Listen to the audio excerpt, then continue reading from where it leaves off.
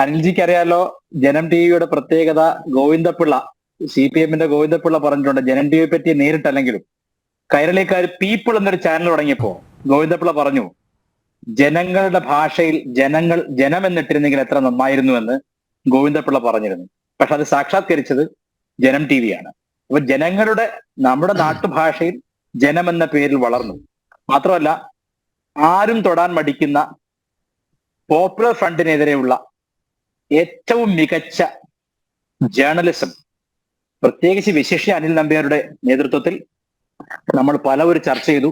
ആരും തൊടാൻ മടിക്കുന്ന, ഭയക്കുന്ന, ആരും ചോദ്യം ചെയ്യാൻ മടിക്കുന്ന തമ്പ്രാനെ പോലും തമ്പ്രാൻ നഗ്നനാണെന്ന് വിളിച്ചു പറയാനുള്ള ധൈര്യമാണ് ജനം ടി വിയെ വ്യത്യസ്തമാക്കുന്നത്. ഈ വാർത്താ പരിപാടി മാത്രമല്ല, ഞാനും കുടുംബവും ഒന്നിച്ച് ആസ്വദിക്കുന്ന പരിപാടികൾ വേറെയുണ്ട്. നാട്ടുവരമ്പ് ഏറ്റവും മികച്ച, ഒരുപക്ഷെ ഇന്ന് കേരളത്തിൽ ഏറ്റവും മികച്ച സാധാരണക്കാർക്ക് മനസ്സിലാവുന്ന കൃഷി ആസ്പദമാക്കിയുള്ള പരിപാടി നാട്ടുവരമ്പ്. അങ്ങനെ ഒരുപാട് പരിപാടികൾ ജനം ടി വി, ആസ്വാദ്യകരമായ പരിപാടികളുണ്ട്.